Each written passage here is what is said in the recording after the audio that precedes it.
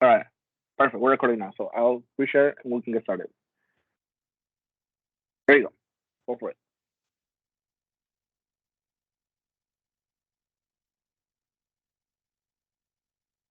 All right, so Already, today we're going to go ahead. start off with we have an agenda here. We're going to talk about resumes and how to prepare for them, and as well as elevator pitches.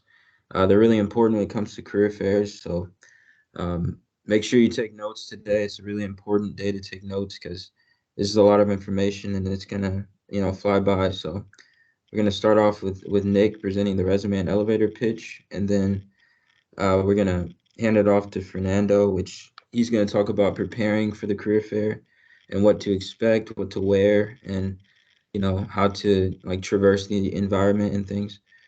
And then we're gonna hand it off to Freddie, and he's gonna talk about the do's and don'ts during and after the career fair. So sometimes at these career fairs you don't get exactly what you're looking for, but Freddie's gonna talk to you about what to expect and how to go on from being disappointed, or even if you get that dream job or whatever, he'll let you know the next steps and what to do next.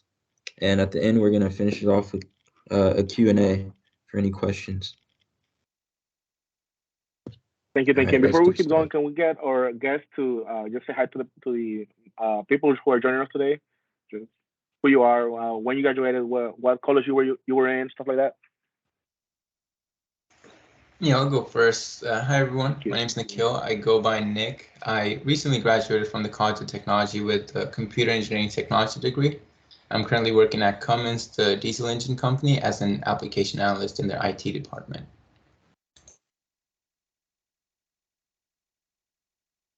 Yeah, hi guys. Fernando here. Um, I'm actually a 2021 graduate. I was studying computer engineering technology, graduated in the spring, and now I work at Microsoft as a cloud solution architect.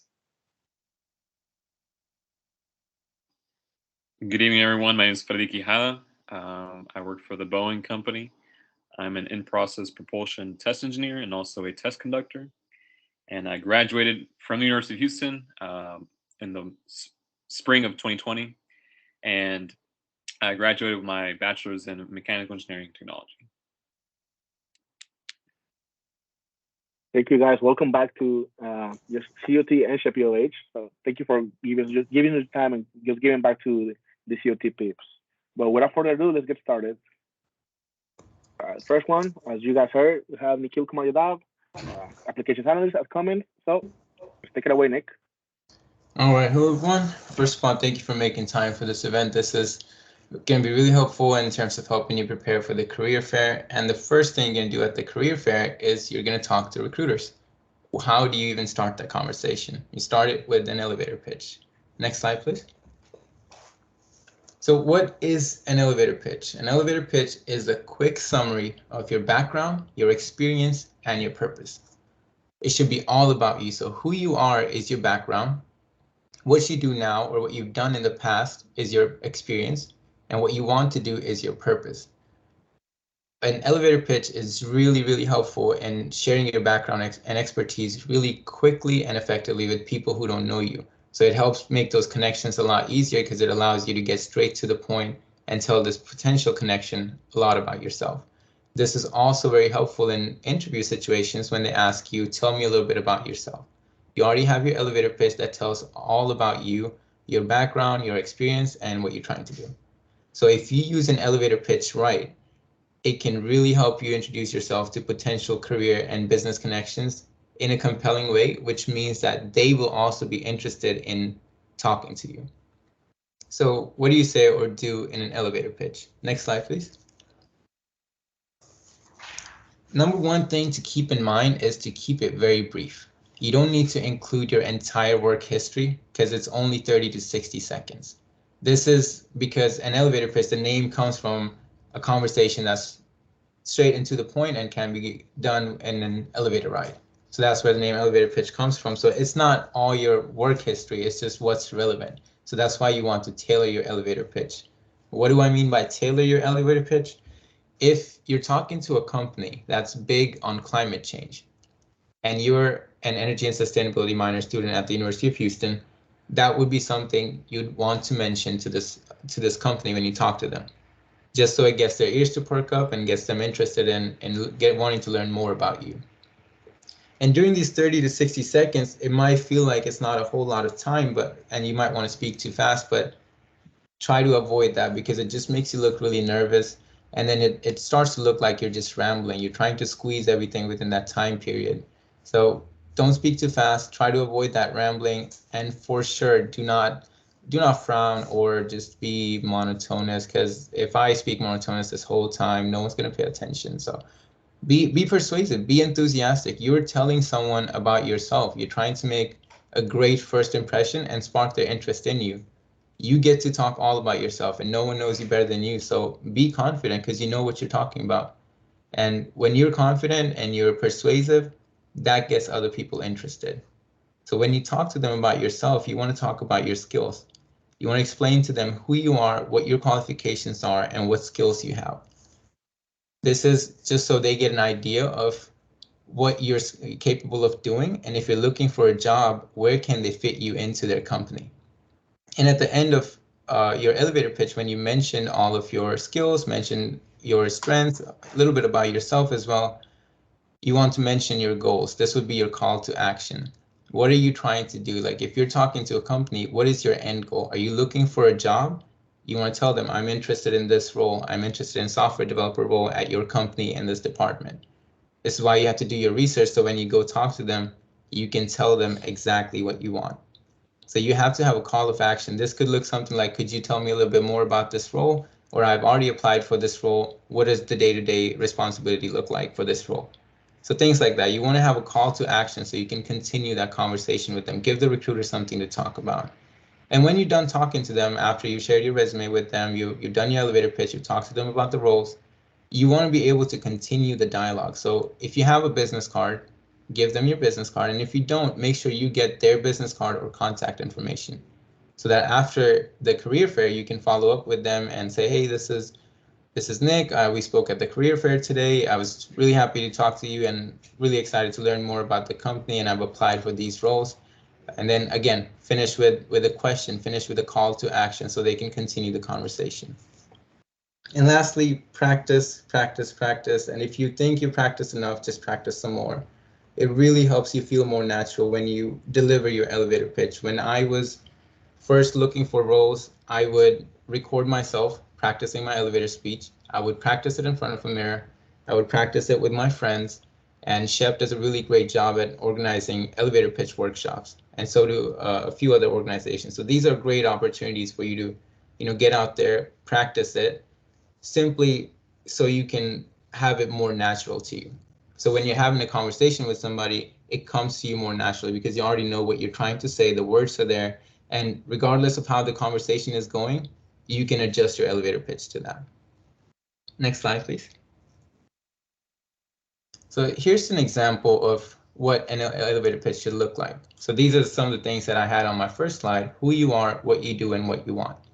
So I'm going to read through this. This is an example I found online. Hi, I'm Emmanuel. I'm a web developer specializing in responsive web development. Bringing imaginations into reality and solving problems were two things that inspired me to build a career in web development. I've worked for a few years as a web developer for small companies, but in my previous job, I had to develop softwares due to the expansion of the company and client requests. To open myself up to other possibilities, I decided to work part-time so that I can have time for personal projects.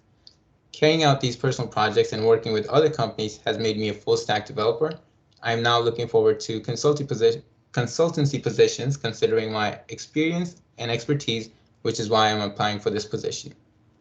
So right off the bat, within 2 sentences, this person has explained what their role is, what do they specialize in, and why did they even get into this role.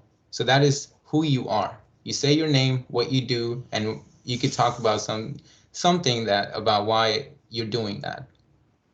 And then what you do would be your experience section. What you do now or what you've done in the past. So this person in the past, he's been a web developer at small companies. He mentioned that.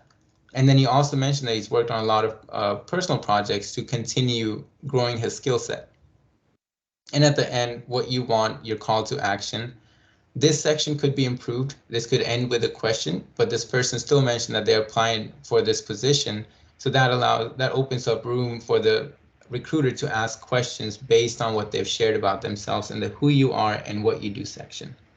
So this is a good template for what your elevator pitch should look like. So start thinking about who you are, what kind of things interest you, what have you done now, or what have you done in the past? What are you working on right now? This could be if it's an internship, if it's a project for class, personal project, conventions, hackathons, whatever it be. And then what you want will be where you mention, I'm looking for a position, or I've already applied for a position, I'd love to learn more about it, things of that nature. So this is a really good example to use as a template. And now we'll move on to the resume section. Next time. So this resume right here, this is a template from the University of Houston Career Services Handbook. It's a 34-page handbook. You can search UH Career Services Handbook. It's the first result. And if you don't like it, you can search Harvard Career Services Handbook, Stanford Career Services Handbook, get those Ivy League school resources for free. These are all filled with templates for resume, filled with a lot of resources to prepare your elevator pitch, prepare your resume, prepare for interviews, how to answer those questions, all of that. So definitely check out these handbooks. So next, please, we can go through this one by one. The first section is your contact information. It's where you put your name, a good phone number, a professional email address. None of that iamawesome@gmail.com or ilovemichaeljackson@yahoo.com. None of that. This has to be professional. It could have your last name, first name, a short combination of numbers, but it has to be a professional email address. And you can mention your city and state, but I usually avoid it because I'm open to relocation, so I don't want the recruiters to think that I'm based in one city and one city only. And your LinkedIn URL, if applicable. So if you're submitting your resume online, if you're virtual, you want to put a URL there. And if you are in person, handing a paper copy to a recruiter, you can generate a QR code for your LinkedIn URL and put it in the top right corner. Next, please. And then comes your education section. This is really important because when recruiters even begin to look at you, they want to know, what are you studying? Do you qualify based on your GPA for an internship at our company?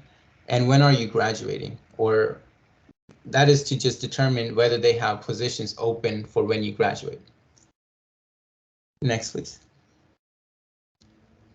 Your relevant coursework, this is coursework that is relevant to the industry or position you're applying to. So if you're applying for a leadership role and you've been in classes such as organizational leadership and supervision, that's a class offered at COT. That would be worth mentioning here. If you're applying for a software development role and you've taken Intro to C++, that would be worth mentioning here.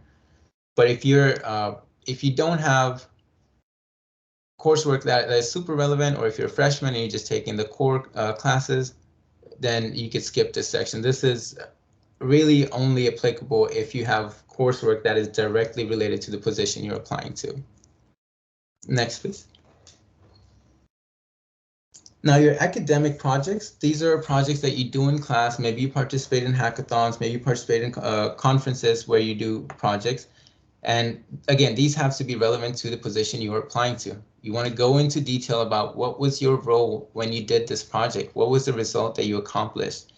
And it's very important that you mention when the project took place, especially now, because during the pandemic, a lot of people worked on personal projects, and that sort of relevancy means a lot.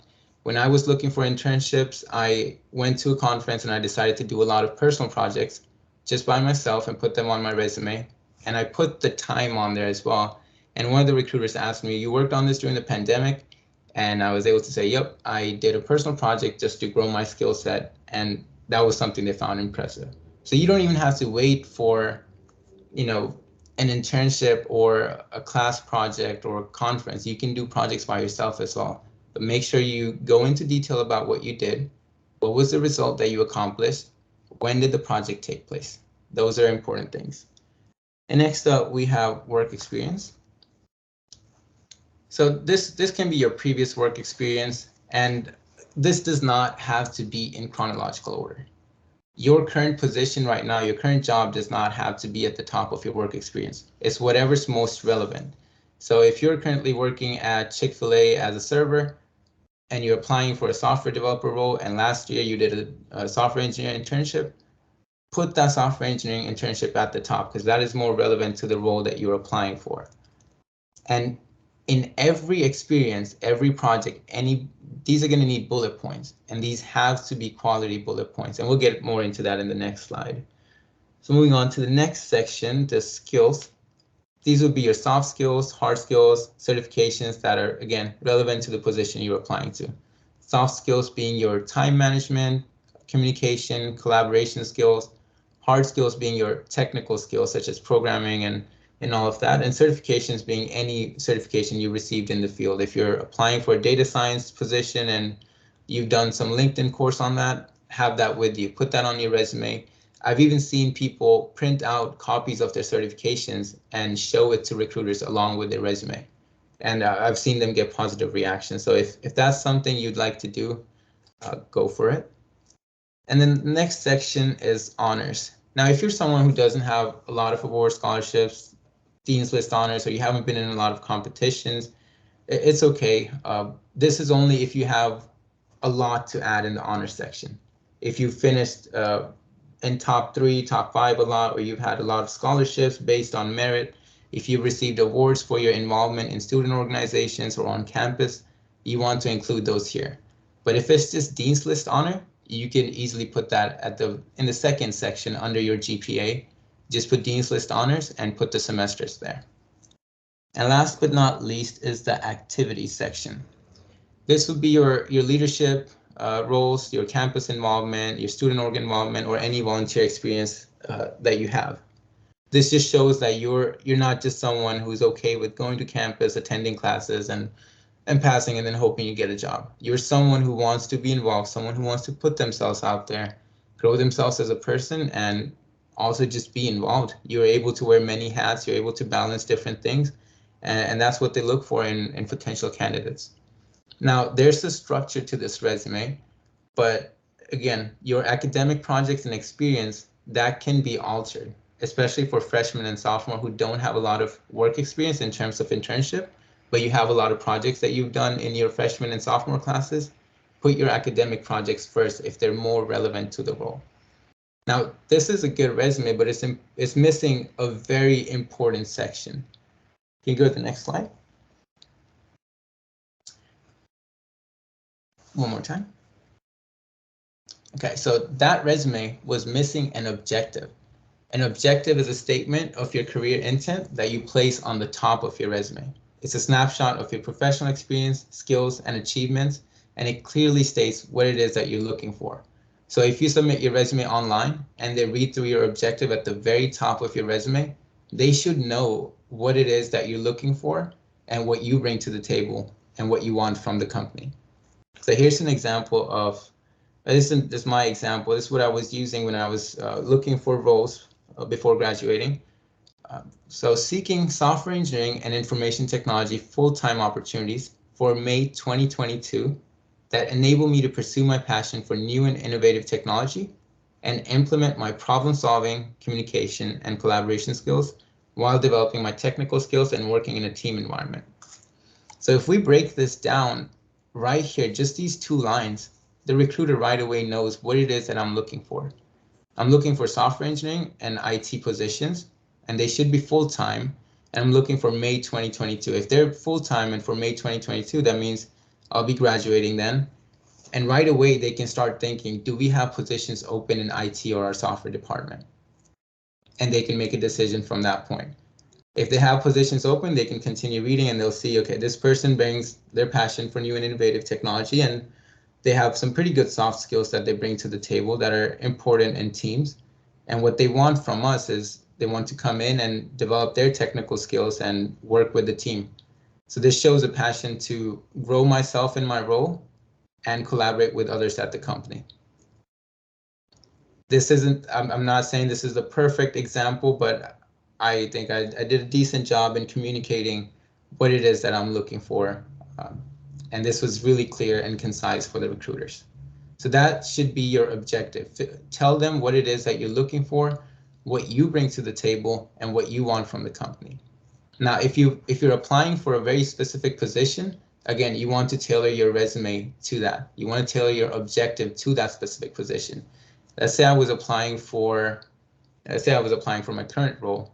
I would say seeking application analyst role at COT, and I can go to the careers page and get the job ID and include that on there as well. So that way they know right away, this is the role that this person is trying to get into. And now moving on to the bullet points. So bullet points have a structure. This is really, really important, and I hope everyone takes this home with them.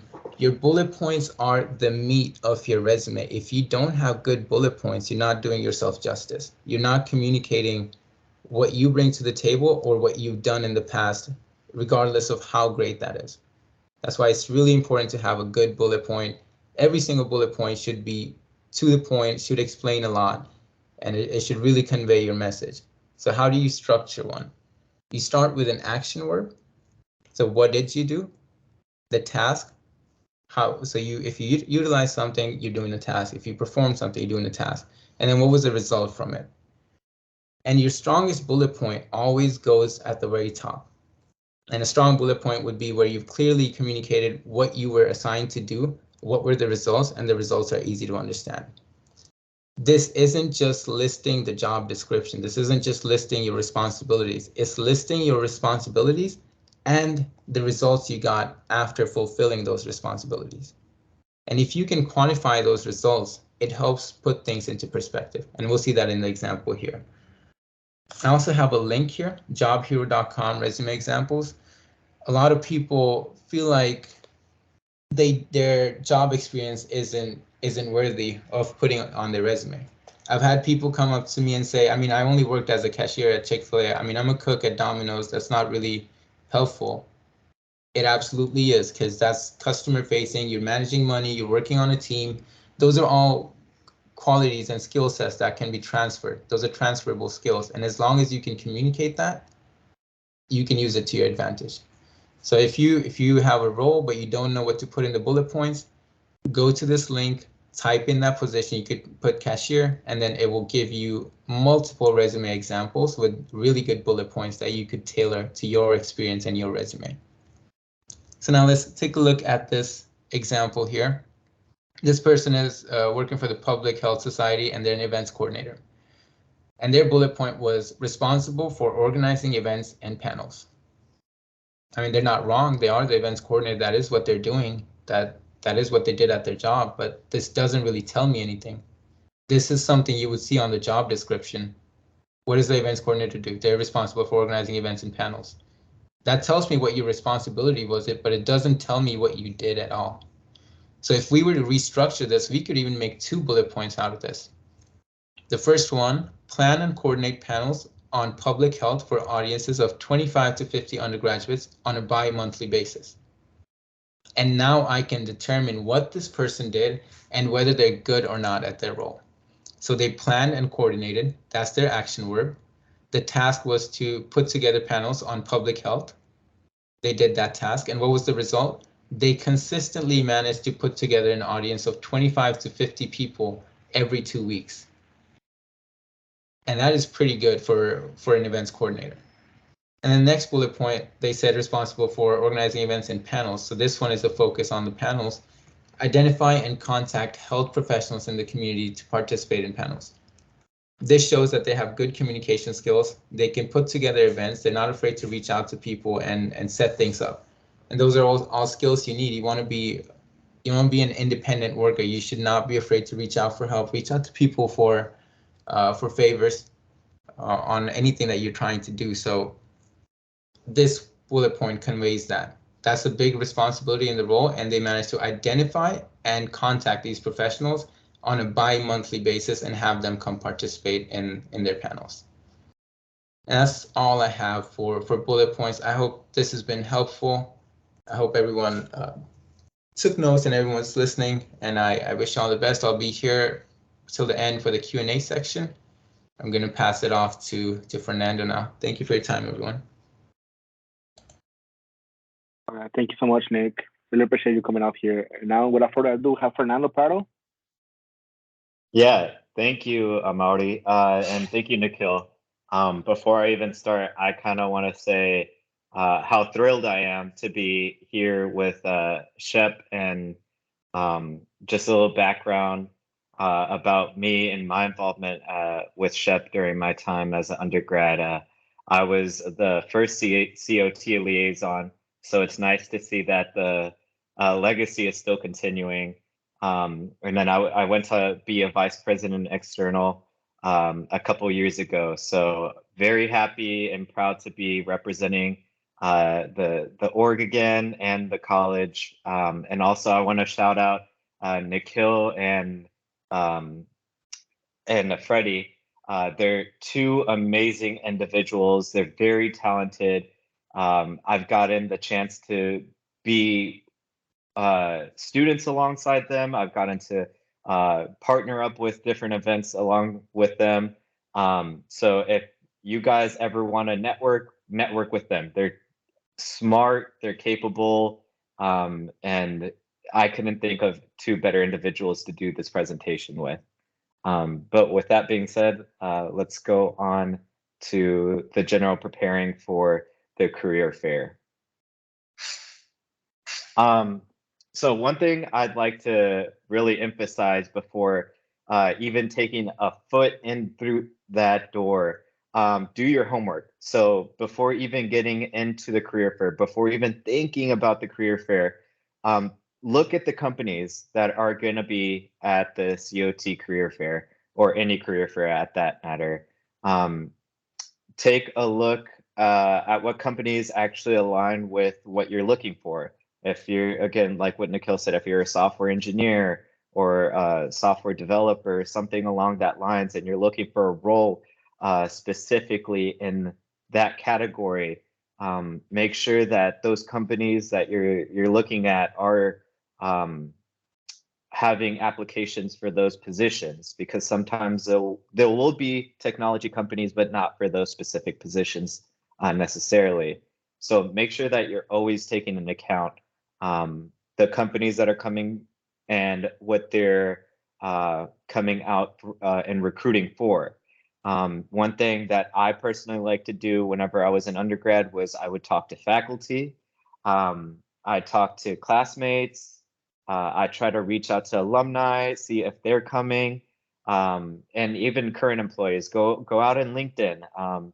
Try to discover what employees work for whatever companies are coming out to the career fairs. See if you can get, I don't know, maybe a quick little talk with them, just a quick little message to tell them, hey, you might be here. Do you know anybody who might be coming to the career fair that you could reference me to? Those are quick, good ways to just get connected to the companies that might be coming out to the career fair.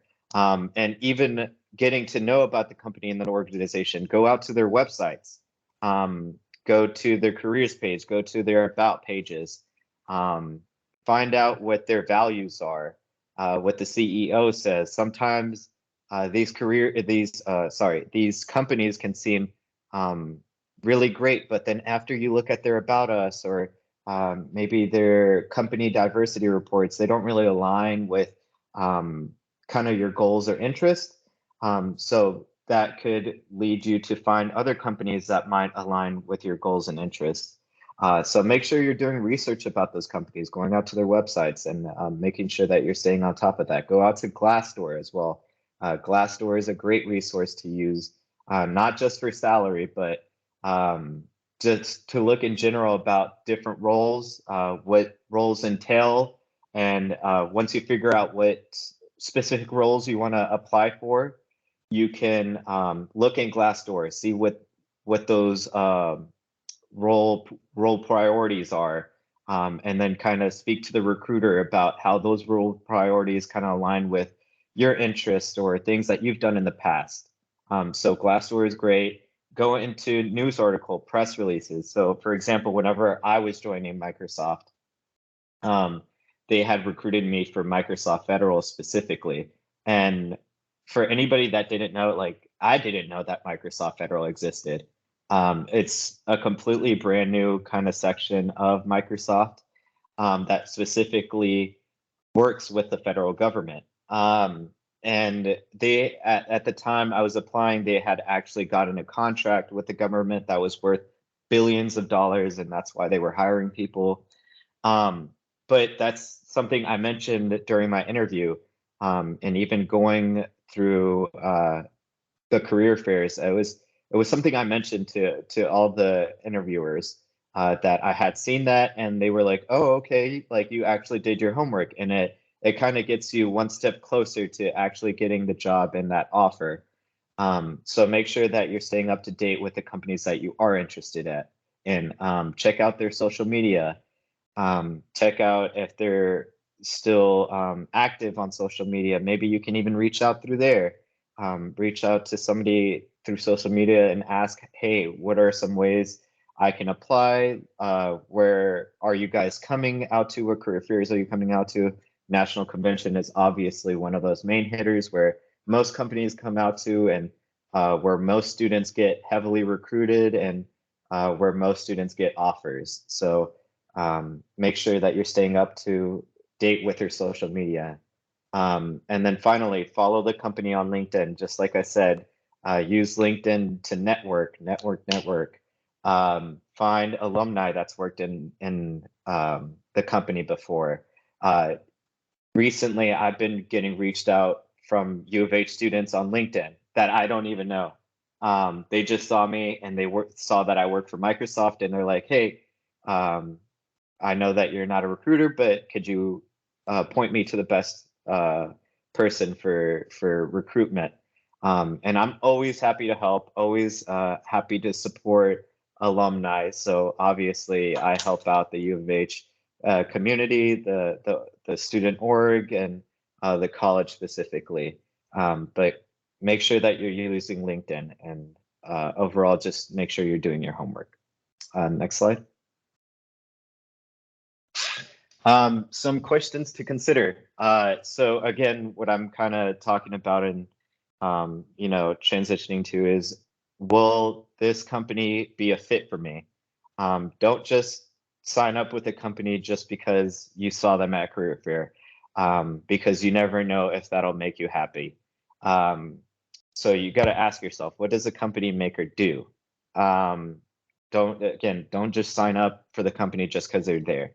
Make sure that they're doing something that aligns with your interests, your goals, and your skill set.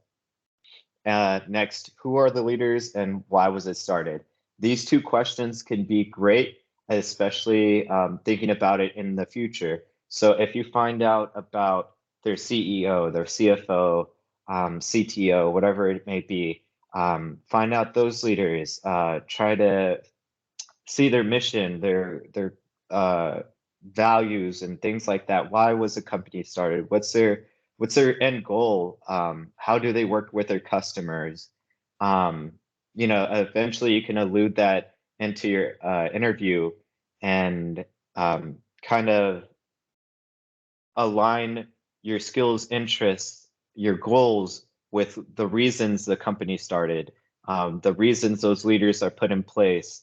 And it gets you a step closer again to finally getting that offer.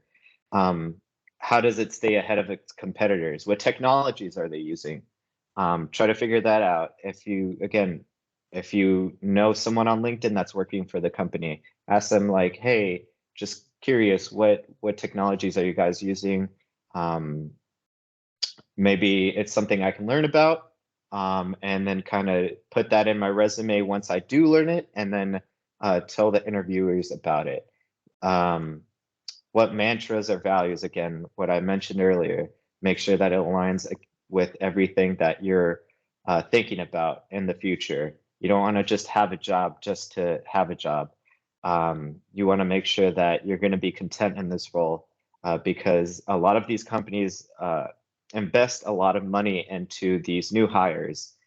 So they don't want to just see you go. Obviously, they're hiring you for long term and seeing you grow within the role, grow within the company. So yeah, make sure that you're always looking into those values. Where are they located, headquartered? Maybe you found the perfect job. You finally found the role that fits you, but they're in North Dakota. Do you really want to go out to North Dakota and work for that company there? I don't know. I'm not saying anything bad about North Dakota, but I'm just saying that, you know, make sure that it's something that you're open to and willing to do, because you know, you don't want to go through the whole process of talking to these recruiters, going through the interviews, and then finally learning that, hey, it's in North Dakota, it's across the country. You don't want to do that. You just spent all this time and invested your time and money into this company. Are there any open positions, internships? Make sure that they're always hiring. Again, that goes back to making sure that you check the companies that are coming, checking what they're hiring for. Again, why are you interested in working for this company? Again, just as I said before, skills, goals, interests. Those are the three most important things that you should be thinking about whenever you're looking at these companies. And then finally, what position or department appeals to you and why? And just really quickly, I want to speak to this point because whenever I was a senior, I was thinking software engineer, software engineer, software engineer. That's what I wanted to do because I was really invested into coding. I really love programming, making websites and stuff like that. And whenever I was getting recruited by Microsoft, they gave me this role. It was a customer engineer role. And I was thinking to myself, I was like, what is a customer engineer? I know it's Microsoft and it might be great. But eventually I found out customer engineer is basically you can still work with the technology, still build out websites and things like that, but you're a little bit more front facing with the customer. You actually get to talk to customers all the time. And it actually aligns to things that I like doing now. I love going out, talking,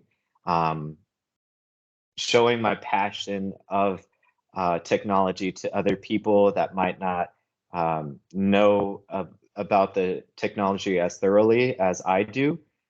So that role was perfect for me. And then I found a better role within cloud solution architect, which I do now. But yeah.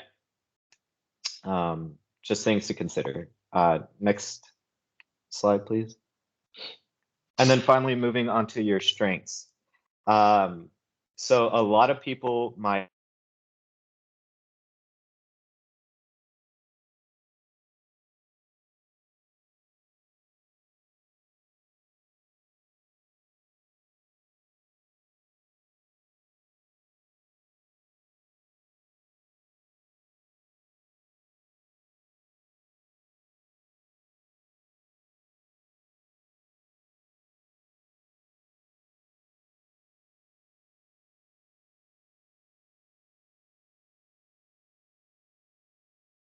I'm sorry about that technical difficulties. No worry, Fernando. Yeah. So moving on with strengths. So this is before even going into the career fair. Make sure that you're always reminding yourself of your strengths. Sometimes it might seem like you don't really have any strengths to work on or kind of talk about. But this is the time to kind of self-reflect and kind of look in the mirror and see what you've actually accomplished. Like Nikhil said, that you might be working as a cashier or you know, be a cashier at Chick-fil-A or Popeyes, whatever it may be. As beginner role as that may sound, you're customer facing, you're constantly talking to customers, and then you have time management on your side. So not only are you working, but you're balancing that out with school. You might not think it's a lot, but once you finally get to thinking about it, you know, you're a time manager. You're constantly talking to customers. You're providing excellent service to these customers. The reason in the what's the reason in the first place you even got this job? You interviewed, you got it. There was a reason they hired you for that job. As small as it may seem or sound, there was reasons you even got there in the first place. If you're working on campus, I know it can be difficult to even get a job on campus. Trust me, I've applied to jobs on campuses and gotten rejected plenty of the times. So if you got a job on campus, like that's something to be proud of. It shows that you're disciplined, you're focused, you have responsibility. And even going further than that, you're a learner. You know how to take into account everything, and you know how to adapt and going into roles. So just make sure that you're always talking to yourself, thinking about what are your strengths. And even as a student, you've done projects. I know that the COT has a rigorous program where they make you do projects depending on your major again. But I know that at the end of every semester, at least within computer engineering technology, they made us do projects for almost any major class. And so those are things that you kind of have to reflect on, see that you've worked on teams, delivered a product to the professor, and just things of that sort. Next slide, please. And then finally, what to wear. So make sure that you're not just going in casual clothing. Try to be as dressed up as possible. There is no way anybody can come overdressed. I know that that's a saying that you can never be overdressed, especially within career fairs. You know, I like to even think about it as if you're overly dressed, that's something the recruiter can remember you by.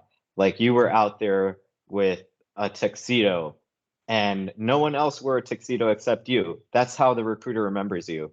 It may be weird to your peers, but it's not weird to the recruiter, and it's not weird to your future endowers. You know, and even before even getting the suit, check with career services. Whenever I was a student and Nikhil was a student, I know they had a program called Dress for Success, specifically in the COT, where they give out free suits. I don't know if they still do it to this day, but that's something to consider and ask career services within the COT. Hey, is Dress for Success still there? Where they just give you a free suit for being a student. So you don't even have to spend money to look good and to go out to these career fairs. You don't realize it, but these colleges are very invested in your success, and how well you do in these career fairs. For men, if you don't have a suit yet, get a clean suit, preferably try to get it in the color navy, gray, or black. And I only say those colors in particular because if you happen to get a small stain or something on there, which I'm guilty of, it doesn't show as much. And then, you know, even look for a shirt with a pattern.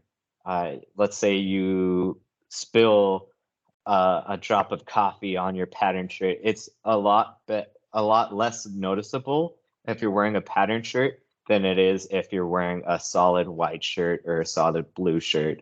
But then again, avoid getting stains at all costs. I'm just a clumsy person and I get stains on my shirts all the time. So maybe you guys don't have that problem, but just something to consider for later on. And then for women, try to go with a business suit with pants or a skirt. There with you guys, it's a little bit more versatile. And again, if you do decide to wear a skirt, don't wear it too short. Just a hemline above or below the knee is best. And with girls, just avoid going with a brightly patterned skirt or dress. I know it might look cute to you, but it's not very professional in a sense. Instead, try to lean towards, again, like that black, blue, gray color with subtle patterns. Again, this is a professional event. While you do want to look your best, let's keep it neutral and respectful. around everyone and in your environment. But yeah, that's all I had over general tips over preparing for the career fair. I'll pass it on to Freddie. Fernando, thank you so much for your time and just coming back and talking to us about how to be ready for the career fair. And without further ado, Freddie, you got it. Cool. Well, again, I want to start off just like kind of Fernando did, just thanking everyone for their time. All you students that are here right now, you guys are doing the correct thing to be a part of this event, and I appreciate the SHPE-UH e-board for thinking of me and wanting me to help out in this event. I appreciate that. Thank you for keeping me in mind. And also, I like to I feel honored and privileged to be sharing this moment with not only with Fernando but Nikhil as well. Two very fine gentlemen that I've been able to meet, and I know we're very good alumni that are graduated from the COT. So I can only say the best about both of those gentlemen as well. Okay, so we're gonna start with me. Again, my name is Freddy Quijada. I work for the Boeing Company, in-process propulsion test engineer and test conductor, and I graduated from UH spring of 2020 with mechanical engineering technology. And I also, during my time at UH, I was part of the e-board where I was the vice president external for my junior year. And then I was also previously on my sophomore year, I was the mentorship coordinator as a chair. So we can go to the next slide. Okay, so we're going to talk about the do's, the things that you should be doing when you are already at career fair. So just how Nikhil and Fernando explained it. Let's say you already got your elevator speech all down, resume is looking good. You got your nice suit for gentlemen, ladies. You have it ready for the career fair. Everything you're prepared. Right? So something to keep in mind: once you come up to a company or booth representative, it's your turn to to interact with them. You want to start off by greeting the company representative first. Having that eye contact, making that nice firm handshake as well. You don't want to overdo it, but just do a nice handshake, smile. Show that you're excited to be there. And then also before you start talking about resume, talking about why you're there, do a little small talk. Maybe say, hey, how's your day going so far? And you'd be surprised of how many of the company reps or recruiters really appreciate that. Hey, yeah, I know in a crazy morning this morning, had to drop my kids at work. They give a little bit of how their morning's going. So kind of like you start off the interaction in a very calm manner. To know them a little bit. Definitely begin that small talk before you start with anything. So once you do that small talk, you get the nerves out. You feel a little more comfortable with them now. Then that's when you start, okay, why are you here? What's the reason why you're here talking to them? So this is when you start introducing your elevator speech. So maybe you start, you tell them about yourself, why you're interested in their company. Also as well, if you tell them about, hey, maybe you tell them, hey, that I was really interested in this internship position or this full-time position that I saw on the website, on your company and careers website. I know you guys are looking for someone like this. Maybe talk about some of their projects that you saw in there that that the company's working on. Projects that you are interested in, and maybe had some more questions from at the end of the chat. And then once you start giving that little bit of talk, then that's when you start, bringing out your resume from your portfolio. Then you start giving it to them, handing it over to them. And then that's when you start explaining to them, a little bit about your past and current experiences, that being, personal projects, ones you have for maybe your work outside of school, and then also for school as well. And then just explain how those, experiences that you have had or are current, or those work experiences that you're currently doing now, have molded you and prepared you for maybe that position that you were interested in that you saw online, and why you feel like you're the best candidate for that position as well. And then once that's over, you've given them the I guess the meat of your conversation of why you feel like you're the best candidate.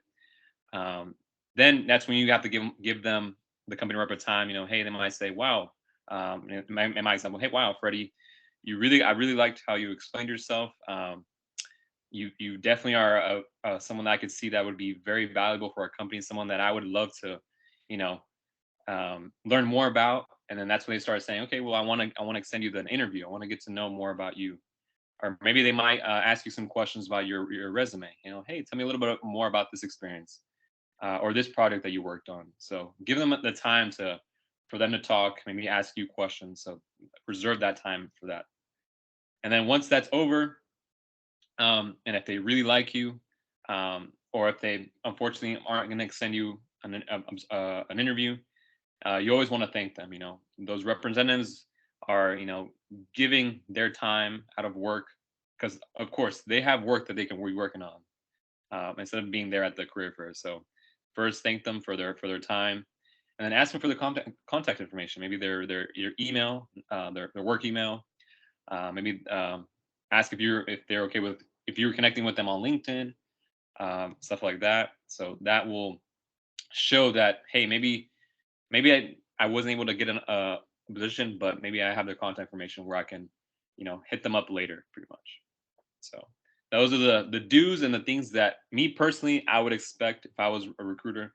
I would expect from a student that is trying to obtain an internship or a full-time with the Boeing company.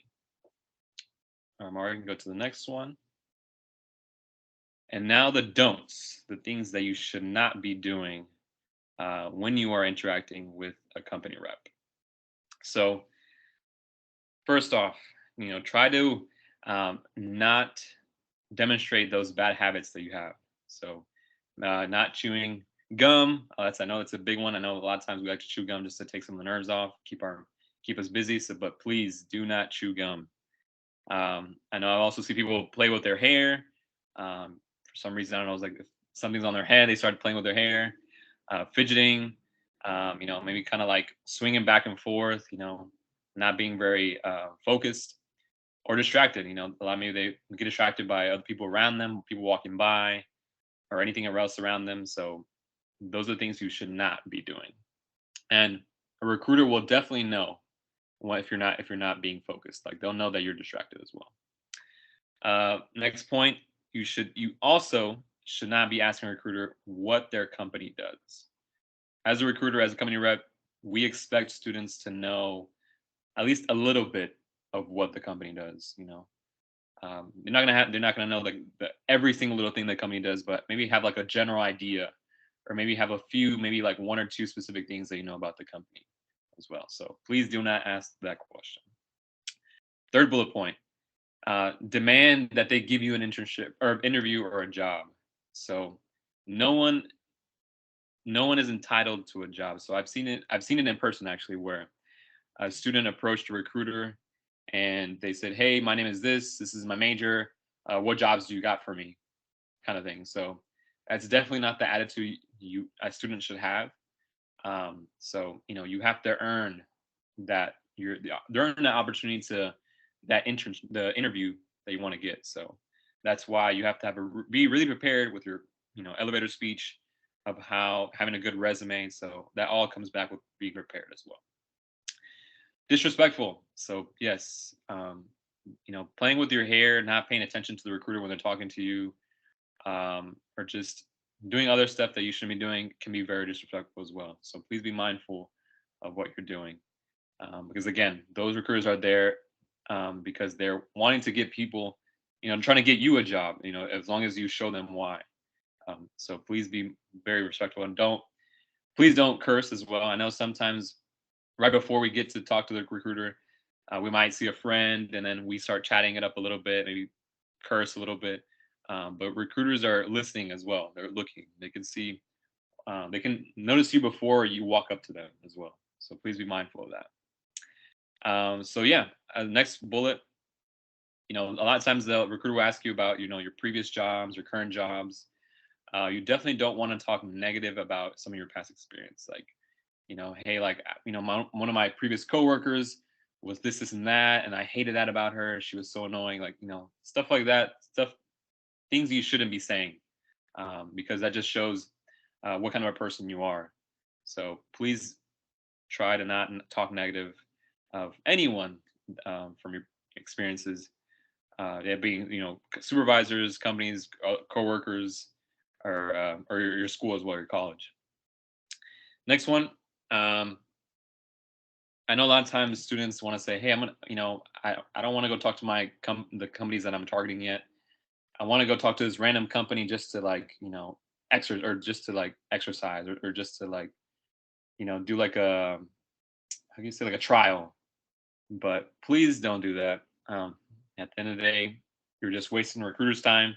They might be thinking, "Oh, wow, this person really wants to get a job with us or be part of our company," but in reality, behind that, you're just like, "No, I'm just here just to warm up for my next company." So please don't do that. These recruiters, want to really find those people that are those students that want to be part of their company, not just someone that's just there just for show. So please don't do that. Next one, as well, I've also seen this one several times where a recruiter is talking to a student, having their conversation, their chat, and a student just decides to just jump in. That is something that's also very disrespectful. You have to wait your turn. So once that conversation is finished, then you can go ahead and talk to the recruiter. So please be patient. And then as well, something that I've also seen, once it's your turn, the recruiter calls you up to, for you to come forward to them to talk. Don't just, straight up just give them your resume. I want to talk to the person first. I want you to talk to me first. Say, greet me, say how my day's going. Tell me a little bit about yourself before you start handing me your resume. Just once before even saying hi. So that's something that I've seen a lot and something that shouldn't be occurring. So please don't hand your resume on the get-go. Give it some time before you hand your resume off to the recruiter for them to to review. So those are the do nots when you're talking to a company representative. Okay, next one. And then so let's say you thought you had a really good career fair. You talked to all your target companies that you wanted to talk to, but unfortunately, when it came to the end, and no one offered you an internship or a full time, or at least an interview, right? So a lot of times we feel discouraged, which is normal. We feel like we were a failure, defeated, but that is not the end. Trust me. So luckily, or I would hope that you would have gotten their contact information, maybe their LinkedIn, or connected with them on LinkedIn. And then the first bullet point I would say, begin to establish that relationship from that person that you met at career for that company that you wanted to work for. So send them a follow-up email, whether it be later that day or maybe like a day or two later, thanking them again for their time. Maybe you can ask them for some feedback as well. So that's another great opportunity to get information from them on how you can improve. And again, connect with them on LinkedIn. Also, take some time to self-critique your performance, how you did. What areas can you improve on for next time? Say, hey, maybe like I should have, maybe improved how I approach them. Instead of handing them my resume all at once, maybe wait a little bit, greet them. Maybe I didn't explain this correctly to them, and that's what might have confused them. So just things that you could have improved on, you can improve on for next time. But the career fair, the COT career fair is not the only time where you can interact with that company that you might want to get an offer with. There's also HENEC. There's also the SHPE convention, SHPE RLDC, and there's also other ones, throughout the school, and also through, I think even the city of Houston has some career fairs as well. So that's when you have the research of other hiring events that you can attend as well. So it's not the end. That's not the only event that you can go to. And the other bullet point is, look into the companies that work with the products made by your target companies. So an example that I used, that goes along with what I had to do. So I tried several times to get an internship with Boeing. I'd say like 3 or 4 times. And unfortunately, I did not get an internship with them. But then I remember I thought to myself, okay, what companies work with Boeing products. And in my mind, I was like, wow, well, any airline works with Boeing planes. A lot of them work with Boeing planes. So that's when I decided to, look into United Airlines. What's some of the internship positions they have for engineering students. And luckily, I knew someone within SHPE that had a co-op with them before, so I was able to get a hold of their previous manager, and then I was able to interview, and I got the internship offer with United Airlines, and then that summer I was actually able to work on Boeing planes. So when it came time for my full-time position, a few months down, where I went to the SHPE convention in Arizona in 2019. Once I was able to, when I went to go talk to Boeing, I already had something to talk about, an experience where, hey, I've actually been able to work on your products without even me working for your company, for Boeing. So I think that's something that definitely helped me out. So a lot of your dream companies, work with or utilize or have products from other companies. So this is a great example where airlines use Boeing planes. So if you don't get that internship or full time with your company, go with another company that works alongside with them or work with them a lot, and that'll help you out for next time when you want to apply for one of their positions. And also stay up to date with what your company is doing. Stay up to date with the projects. What are they involved in? What type of projects? Either within the United States or outside the United States. What are some of the, maybe study a little bit of the products that they do as well. So stay up to date with what they're doing. Next one as well, speak to your professors and your SHPE-UH alumni. Your professors, I know a lot of them have opportunities during the summer or during the semester for like research opportunities. Or also professors might even know, professionals in industry as well. So reach out to them as well. They have connections in their network. And also your alumni, there's a very, SHPE-UH is blessed with a very large group of alumni that are very willing to help out any of the current UH undergraduate students. That being with, guidance, advice, helps, tips. So please reach out to them. I know SHPE-UH works a lot with SHPE Houston, the professional chapter. And that's also another group of individuals that you can reach out to. And I know they have events in Houston as well. So if you can go to one of their general meetings or one of their events, go and network there as well, and ask your questions. How can I improve to stand out more? So several different ways to improve and get help, not only from your SHPE-UH alumni, but even alumni within the COT college as well. So those are the things that I recommend you do if you don't get an offer or at least an interview. And I hope you guys wrote some of these down, because these will be very beneficial to you if you do follow them as well. So thank you guys for your time, and hope you guys learned a thing or two. All right, thank you so much. I just want to thank all of our panelists today for just helping out and just getting us ready for that career fair on Tuesday, I believe. Is that correct, Kendrick? The 13th, Yes, if I'm not mistaken? Yeah. All right, thanks so much. And now, without further ado, I know you guys they're up there in the crowd are having those questions, so I'm gonna go ahead and unshare my screen. And yeah, if you have questions, just raise your hand and we'll call on you, and you get to ask your questions to our amazing panelists today.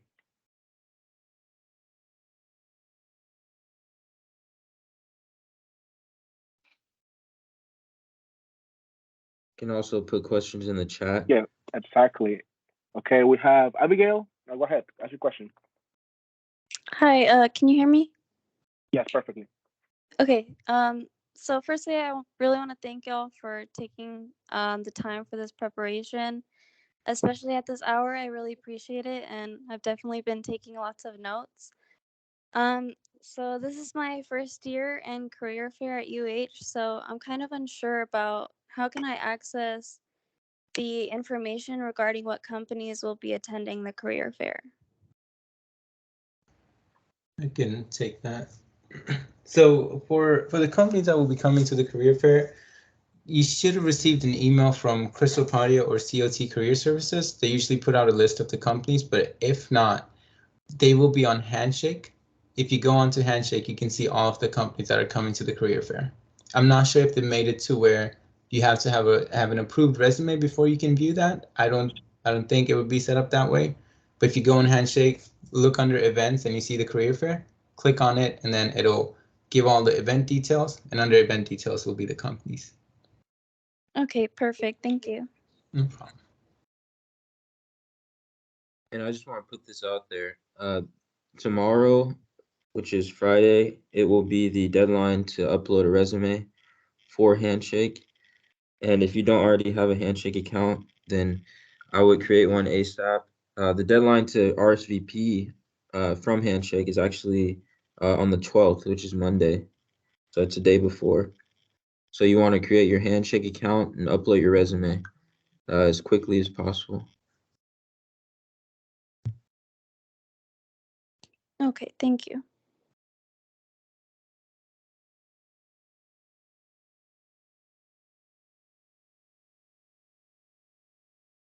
Hello. And for those of you who weren't looking at the chat, Juan asked where can he find the resume template, and Nikhil was gracious enough to put it in the chat. So you can find the resume templates there, both the one that we use here in U of H and the one that is BC from Harvard. Oh, okay, I believe it. I like it. Right, Ned. And while you guys come up with your questions, I can look through the questions that we had in the RSVP. So this is for any panelists who wants to take it.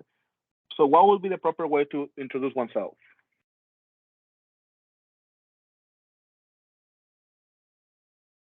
Hi. Sorry, Freddie, do you want to go or? No, go ahead. Yeah. So generally, you kind of want to go about and state your name. So, for example, I would go up to a recruiter and be like, "Hi, my name is Fernando Prado. I'm a senior at the University of Houston. I'm studying computer engineering technology.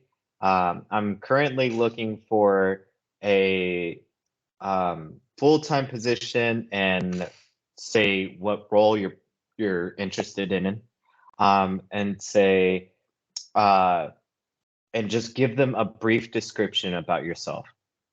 Just after you tell them that, you can go along the lines and say, I'm currently a member of the COT event coordinator group. I work really closely with the student org. I work really closely with the college. No matter what position you have in SHPE, I recommend everybody take a position in SHPE. It shows a lot of value in yourself, a lot of commitment, not just in your time, but in the school and in your student org. And it shows your worth to the company. So if you just, again, Fernando Prado, I'm a senior at the University of Houston studying computer engineering technology, looking for a full-time role in software engineering. I'm currently the COT liaison. And from there, you can just get the conversation going. But that's how I would go about it.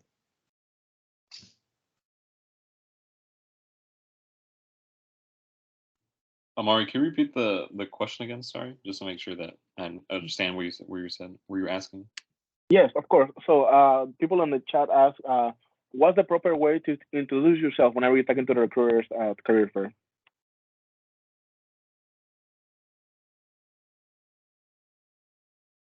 Yeah, I think it also goes back, before you introduce yourself, and you say hello, my name is Freddie.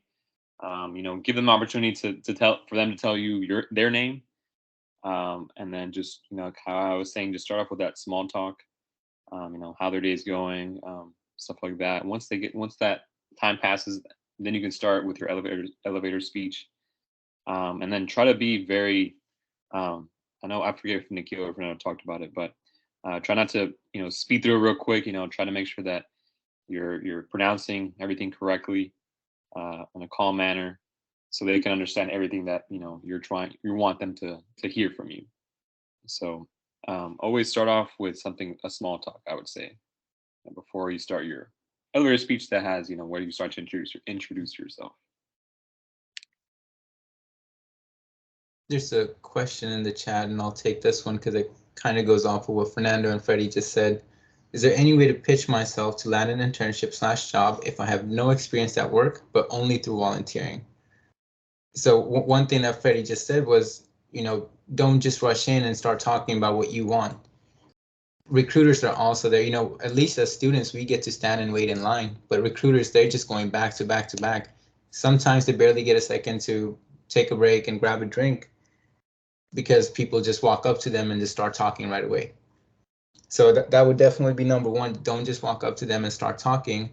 And if you have no experience at work, but only through volunteering, this goes back to what I mentioned in the resume section. If you don't have direct experience related to the position, think of how you can identify transferable skills in the experience that you do have. So with volunteering, if you work in a team environment, one of the soft skills you picked up is collaboration. And then another one would be communication, team management, and it really depends on the type of volunteering work that you've done. Look for those transferable skills that are applicable to pretty much any and all roles. If you don't have work experience, at least, or technical skills, at least bring those soft skills where you're easy to work with, easy to train, and you're also eager to learn. So to summarize, look for those transferable skills and pitch them to the recruiter, and they'll pick up on that, and you can express your interest in roles and how you would transfer those skills over. There was also another thing I wanted to add to that for what Nikhil said. I also actually know someone that graduated from the University of Houston with their petroleum engineering degree, and at that time when she graduated, the companies weren't really hiring petroleum engineering during that time, so she had to find another role in a different company for something completely different to what she studied. Other type of engineering, but not petroleum. And I remember she was telling me that she had no experience in the role that she was going to apply to. She was going to get, her full-time opportunity straight out of college. But she was able to really hit on, like Nikhil said, those soft skills and some of other volunteering experience that she's done, and how that can still prepare her for that role. And then from that until now, she's in that role, even though she didn't have any experience in that role at all. And different something, they weren't even hiring petroleum engineers. They were, for that specific role, is literally, I think it was just like mechanical and like electrical engineers for that one. So I mean, there's cases where people graduate with a certain degree, but they're somehow are able to explain and translate that to a different type of role, something completely different to what they studied. So it's happened before, and it can happen for anyone else as well.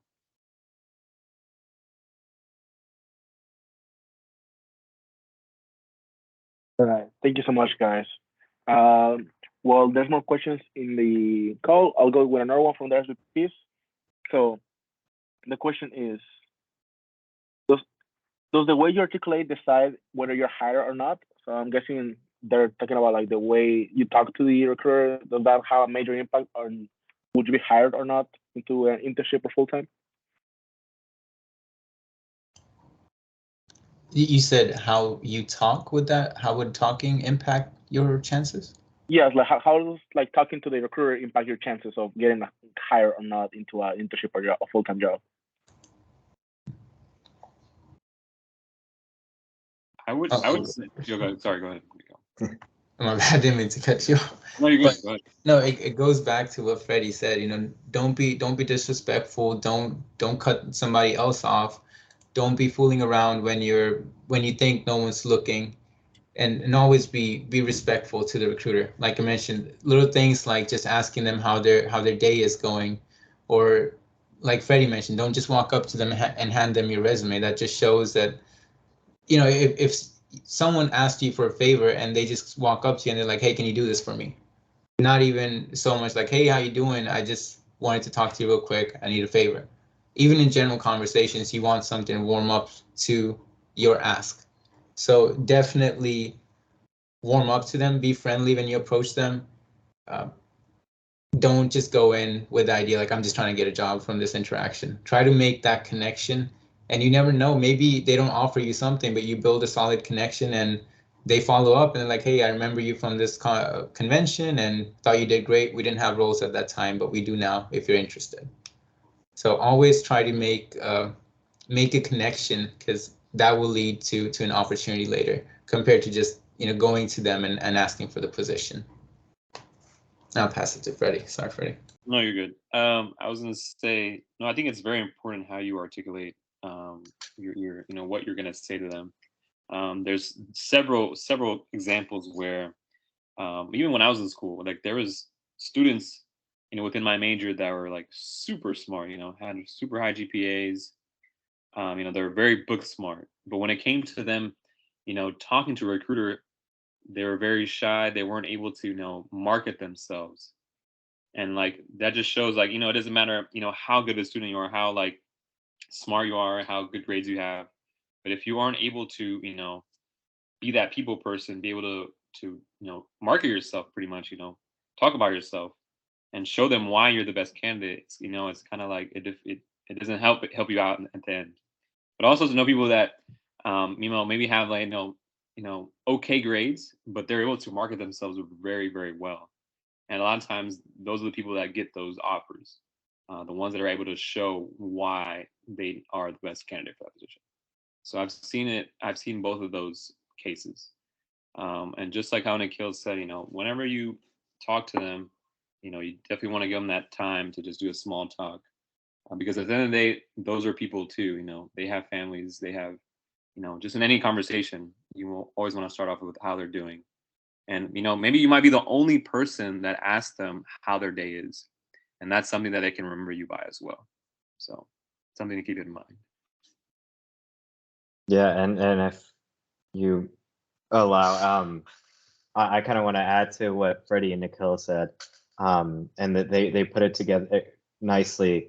You're talking to them as a person, not just as a recruiter.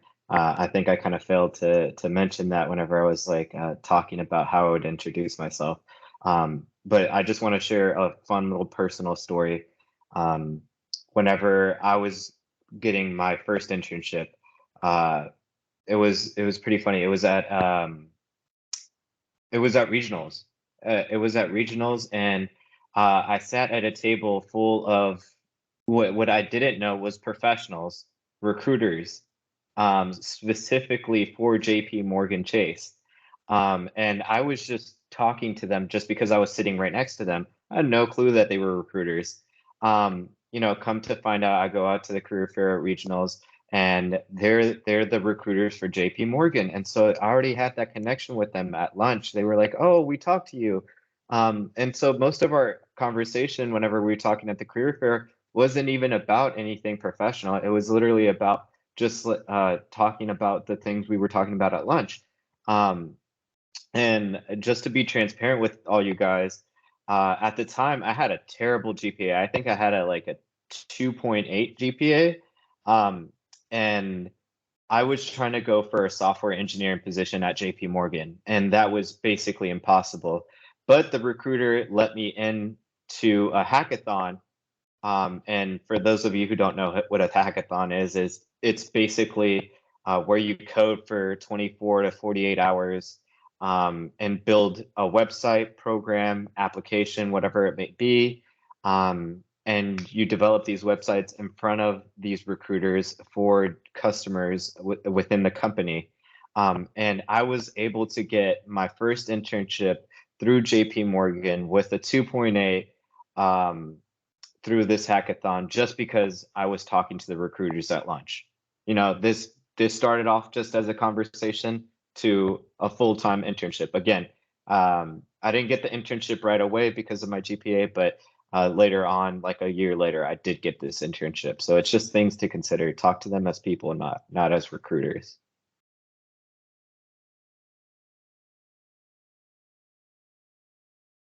Right. Thank you so much, guys. I don't see any other questions in the chat, so I'm gonna move on to the next question. Okay. So this is best advice for students that hope to find a job in the US that provide H-1B1 visa. Can any of you guys answer that? Do you guys have any experience?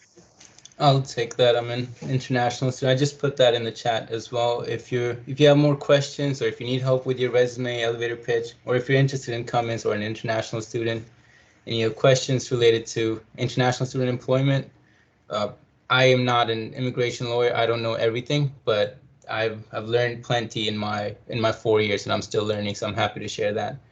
But how to get a job as an international student? If you go to Google and you search H-1B companies, and there's a website by ICE that lists all the companies and how many visas that they secured for their employees in that year. The biggest one is Google. They're a huge company. They hire a lot every year, a lot of engineers. And another great resource is My Visa Jobs. I'm going to put both these links in the chat. I can't find the ICE one right now, but you can search by employer. You can search by industry if you're interested in energy, finance, IT. Just do a search and then it will show the employer information, how many H-1B visas they've applied for in the past 3 years, how many got denied, which ones got withdrawn. So you get an idea of which companies are open to this sort of thing. Now, obviously, your international companies, your global companies like Google, Microsoft, all of these, they're open to this. They're used to this kind of thing. So those are always a good bet. And just do your research. And sometimes companies do not know anything about hiring international students. And they think even for an internship, they're going to have to pay for your sponsorship, when really they don't pay any out-of-pocket costs for you unless they're applying for your visa. So you could be the first person to teach a company what it takes to hire an international student, and that means you have to be educated. You should work with UH Career Services. They have a fantastic team that helps international students find jobs, and they will directly connect you with companies that are hiring international students. So these are some of the resources. The ICE website, I will send the link. My Visa Jobs, that is in the chat, and reach out to UH Career Services. And I wanted to add to the previous question as well, because I just remembered something. Little secret for y'all that stayed this late. For the next career fair, for the in-person part, you could go to the COT Career Services and tell them that you're interested in helping out as a volunteer. I don't know if they will offer it to you or not, but they are looking for volunteers each semester. And if you get the opportunity to volunteer, you basically get essentially a backstage pass to talk to the recruiters, help them set up on their booths, talk to them, sit down and eat lunch with them, all of those things. You do have to show up early. It might leave you with less time to prepare for the career fair, but like Fernando said, those little interactions, those low stress interactions where you can just be yourself and they can get to know you, those go a long way. Those are building connections that will help you eventually get an opportunity. I just wanted to add to the previous question.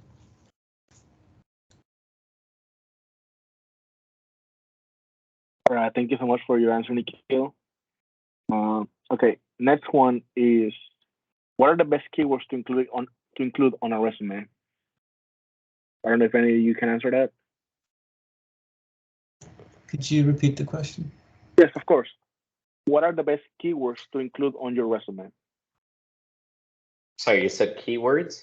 Keywords, yeah, like any words that are like stand out to recruiters, or like the system that like does the resume whenever you apply it. Well, Nikhil, yeah.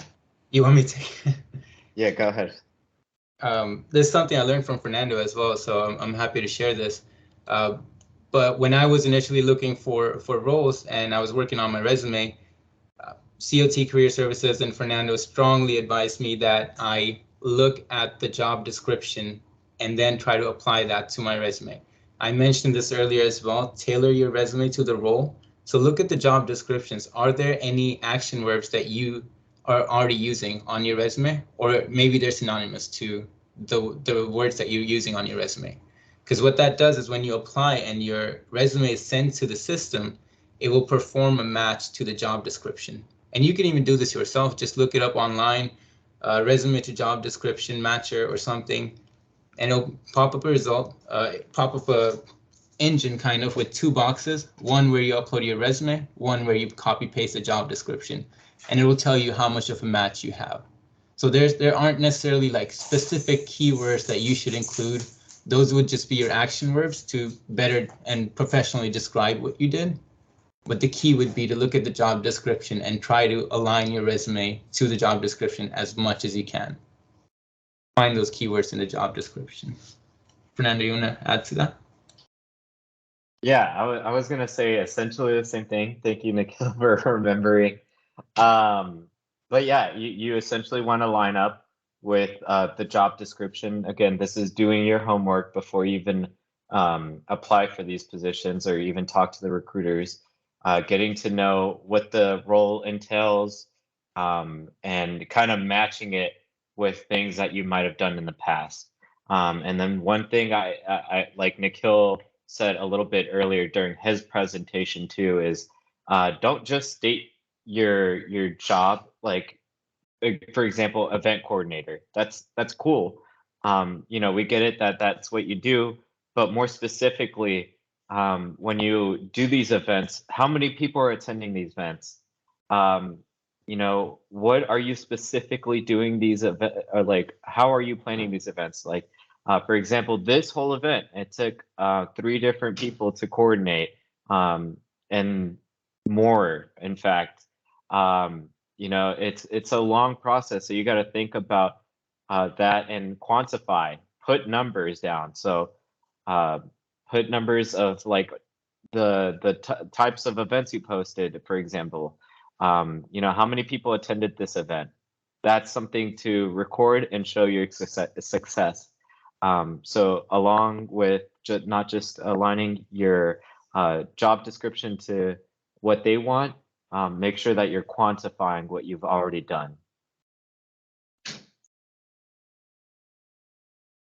Yeah, quantifying is very important. I know a lot of times in person, if you're showing a resume to a recruiter in person, there might be a lot of recruiters that aren't in engineering, that are more on the HR side, and a lot of times a lot of them like to see those numbers, that how like when you quantify something on your resume, they like to see those numbers, percentages as well. So that's something that is eye opening for them.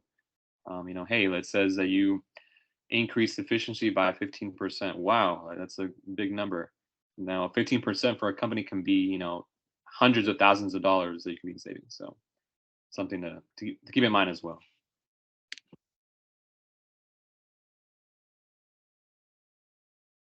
Great, thank you so much. So the next question was actually, should I tailor my resume to the job application? But I think Nikhil answered that in his first answer. But if you guys want to just like give them another reminder that they should be tailoring their resumes to the job applications, go ahead.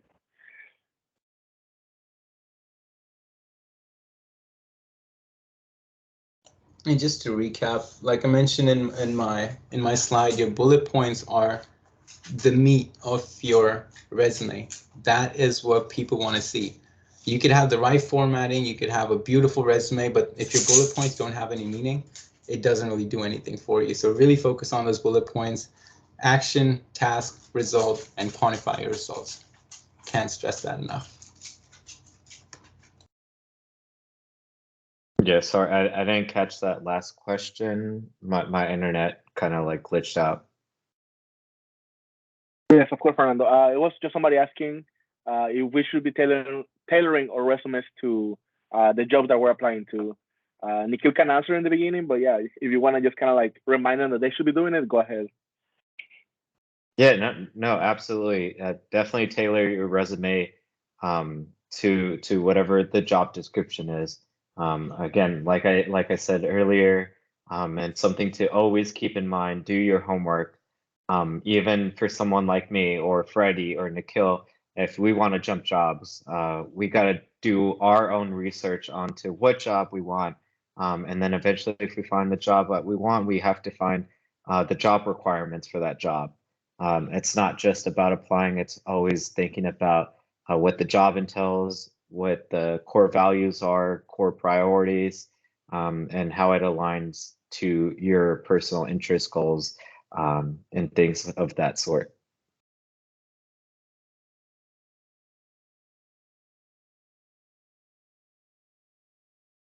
Thank you. Now I do see a hand raised, so let me see your name. I lost your name for a second. Luis, go ahead and ask your question. This is a question for Nikhil. He has the same major as me, so I would like to know what projects did he do while he was um, studying in college. Which one was like the most important? Like, which one was the one that made you have like a internship? Like, which one was the most impressive, basically? Yeah, and I think you cut out a little bit for me, but I think I get the question. And I'd love for Fernando to weigh in on this. He's the same major as me. And again, work with people, talk to people in classes above you. That's something. I had Fernando as my mentor for, sorry, my dog's acting up. I had Fernando as my mentor for since I met him to until he graduated. So he was able to tell me a lot about what I should be doing, what kind of, my first hackathon I went to because of Fernando, and I wouldn't have if I didn't know. So number one thing would be to connect with upperclassmen, talk to them. I know they're upperclassmen, but you might run into them in some of your classes that they might be taking late. So connect with them, talk to your professors, and there's a lot of projects that you can do on your own depending on whether you want to go into hardware or software. If you want to go into software, sign up for hackathons, and there's virtual hackathons taking place every weekend. So every weekend is an opportunity for you to work with people from around the globe and put together a project. And I'm going to put this link in the chat. These are free to sign up for. Again, Fernando shared this with me as well. They're free to sign up for, and it's a great opportunity for you to meet new people, attend workshops on HTML, CSS, JavaScript. There's also mobile game development, app development, all sorts of things, more than you can imagine. So take advantage of those opportunities. You'll get projects out of these hackathons. And if you want to do things by yourself, you can purchase Raspberry Pi kits or Arduino kits and just build little circuits at home. If you go on to even if you just do a Google search on Raspberry Pi projects, there'll be simple projects that show up. One that I did was I bought an Arduino kit and I created a little greenhouse. So I just had a temperature sensor, I had fans, and I had lights. And I used the temperature sensor to write code that if the temperature rises above this number, turn the fans on. If it falls down to this number, turn the fans off. So something as simple as that showed the recruiter that I didn't just want to sit idle during the pandemic, and I actually took it upon myself to do a project, and I really explained it well through my bullet points, kind of the process it took for me to put that project together. And that led to more questions from the recruiter. I was able to talk more. And this would be just like an internship experience or work experience or any other project that you do in school. It just has to be something where you can talk and demonstrate the skill set that you gained from it. Does that answer your question, Luis? Yes, thank you so much. Fernando, you want to weigh in as well? Fernando is my mentor, so. Yeah. And obviously you can see that Nikhil knows the ins and outs of it. You know, I'm thrilled to be doing this with him again, and Freddie, obviously. Freddie was kind of like a mentor to me, so it's funny that the lineage is kind of going on here. But yeah, just to add to that, so I'm happy to hear that you're in computer engineering technology. You know, some things to consider is sorry, I'm trying to put these thoughts in my head. For example, what Nikhil said, if you're interested in software, go do hackathons. Go get connected that way. It's not just for competition, but it's a good way to network with recruiters, network with a small team, network with coaches that are in it, because you never know where these coaches are. they can refer you to companies and things like that. So again, this all revolves around networking. And then even going as far as just working at the COT, volunteering, like Nikhil said, if you can just even get close to career services and ask them, hey, do you need a volunteer? That can get you connected to recruiters really quickly. I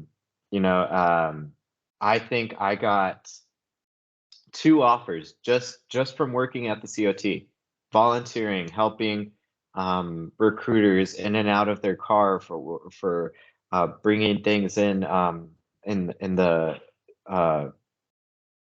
showroom or wherever they were doing their recruiting.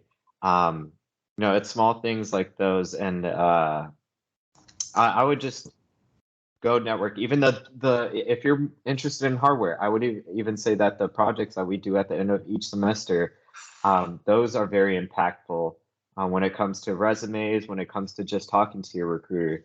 No matter, again, what Nikhil said, no matter how simple it is, it shows that you have initiative. It shows that you have a couple projects under your belt. Shows that you've worked with a team. Shows that you worked to accomplish a goal. Deliver a product and show this product to the entire class. So you're doing multiple things, whether you know it or not. And again, I cannot emphasize enough, but network, no matter with who it is. Thank you. Great. I do see a question in the chat. Olinda asked, I don't know if you want to come off mute or should I just read it to you? Give you a couple of seconds to decide.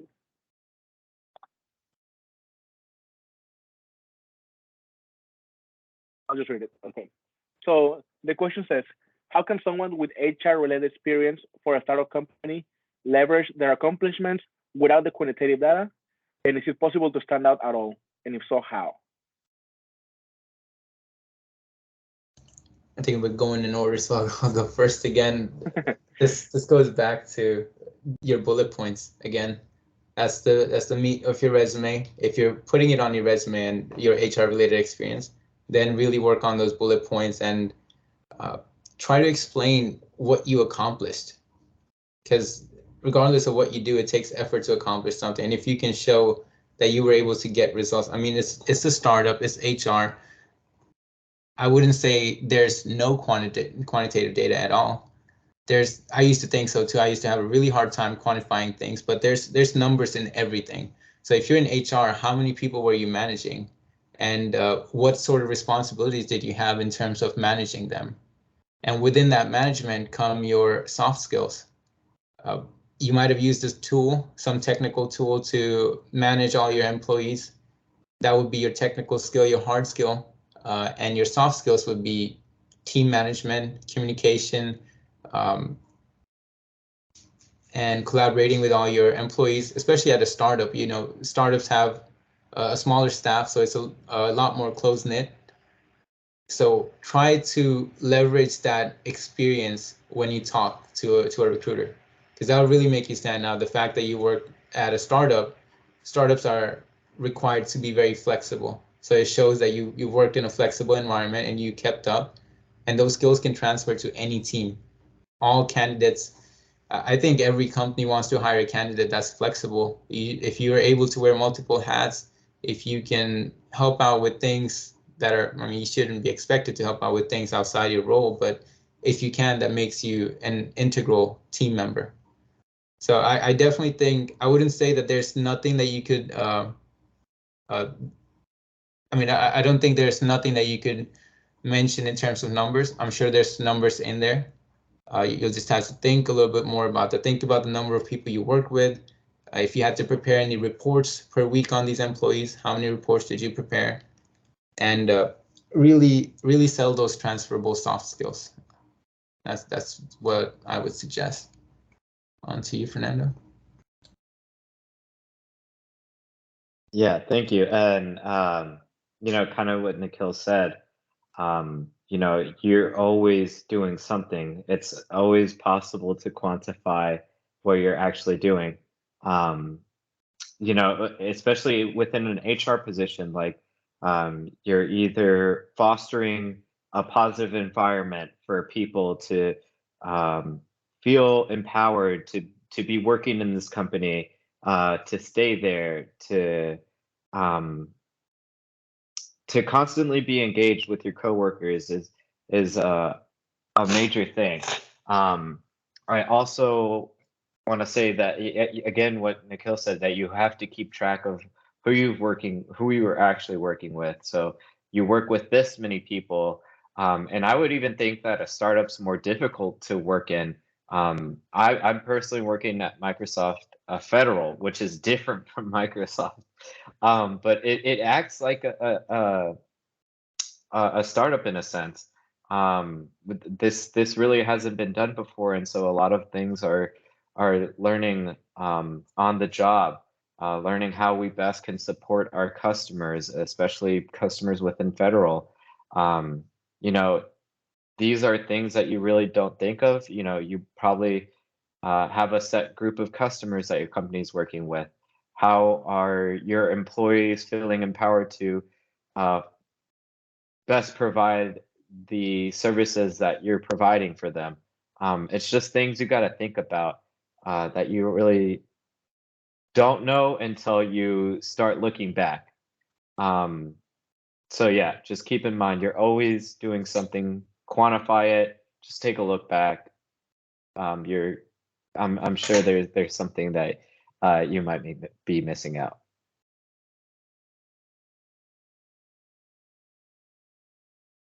And then I'll pass it to Freddie if he has anything to add. I don't. You guys really hit the spot on there. So I'm good on my end. Thank you.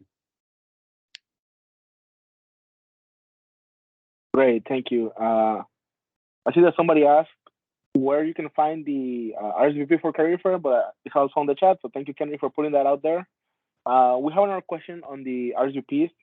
It says, how relevant is prior experience to guarantee an internship? And they're talking about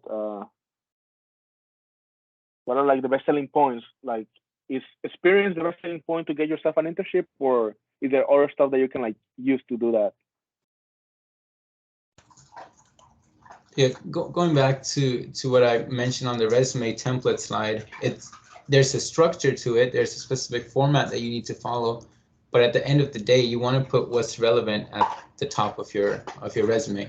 If you have academic projects that are more aligned with the job that you're applying for, put that first. Put that above your work experience. If you have technical skills that maybe you don't have any projects, maybe you don't have any work experience, but you have the technical skills, put that under your education section, because you have to keep in mind that on average recruiters spend about 6 to 10 seconds looking at a resume, and within that time you want to make sure you have a good objective so they can tell right away what you want, and then they can look for those skills on your resume before they start asking you questions. So I think you have to be selective about where you put what and how you describe what you've done, and I think that will go a long way in just helping your resume be better aligned with where it is that you're trying to do.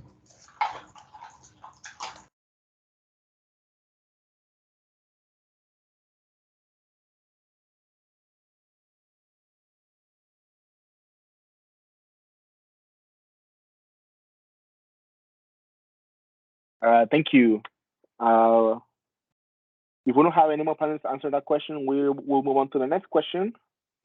And this kind of goes to everyone, because I mean, you guys had your internships and then you had your full times. So what are good ways to open conversation with the recruiters?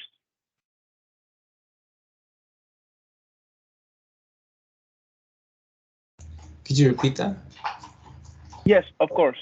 What are some good ways to open conversations with recruiters? Like whenever you first get to the line and you're talking to a recruiter for the first time, what's like, how would you open the conversation?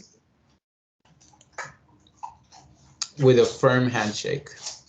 I think a firm handshake goes a very long way, because it's when you walk up to them, it's the first thing you do. You want to shake their hand and say, hey, how are you?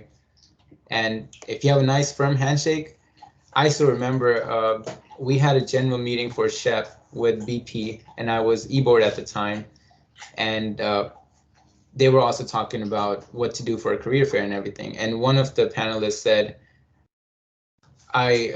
someone in here had a really good handshake. Where is he? And he pointed at me back there. Nikhil had a really good handshake. And I tell you, I was over the moon because I couldn't believe that just one little action can reflect so much confidence. So I think a handshake goes a long way. And then taking a break to ask them how they're doing.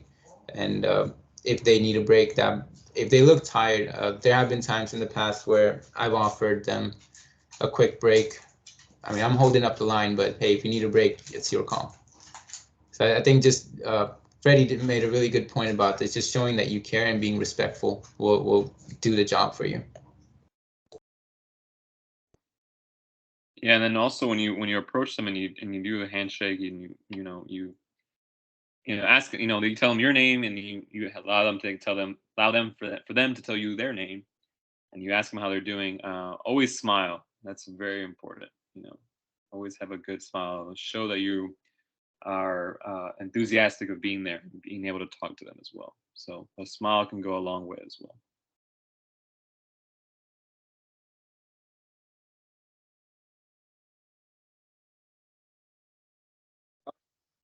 That is all the questions. Sorry, Freddie, were you going to speak? No, I was not. No. Okay, sorry. Well, yeah, that's all the questions that we have in the RSVPs. And do we have any more questions in person before we start wrapping this up? Don't all go at once. All right. It looks like we don't have any more questions. So I just want to thank Nikhil, Fernando, and Freddie for coming back. I know you guys had a long day of work today, and you're doing this on your extra time. So I just want to thank you so much for just coming back to the chapter and talking to our COT members. And before we go, can we turn our cameras on so we can take a picture so we can see the brave faces that stayed till the end with us today? In a couple seconds, so we can have people turn their cameras on. There you go. We're starting to see the first cameras on. There we go. Turn my camera on too. If I'm saying people turn the camera on. So there you go. I'm here.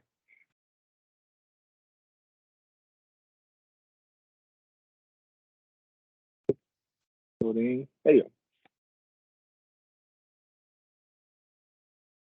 We'll wait for the last couple of cameras to turn on. If they will, if not, we'll go ahead and take a picture in 10 seconds. So, how was the event, guys? Did you like it? Did you have fun? Did you enjoy it? Thank you for having us, Amari, Celeste, Kendrick. Really appreciate the invite. Thank you for coming. Thank you for coming. Yeah, I was about to say the same thing. Thank you for having us, and then thank you, Freddie, Nikhil, for the presentations. Always love seeing you guys. Great. And I'm gonna ask if Linda, can you help us take the picture? Appreciate it. Okay. Give me a pause up, little. Yeah, everyone pause up. Your cooler gang sign. 3, 2, 1. Okay. Let me just make sure I got it. Yep, we're good. All right, perfect.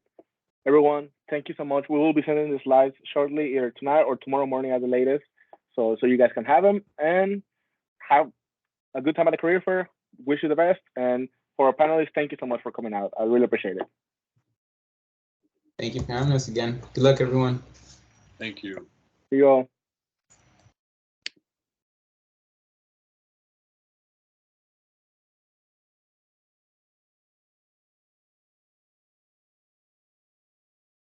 For the last 5 minutes. Yeah. All right. Thank you so much. Appreciate you. Bye. Thank you for taking the picture. Bye, guys. Bye, Kendrick.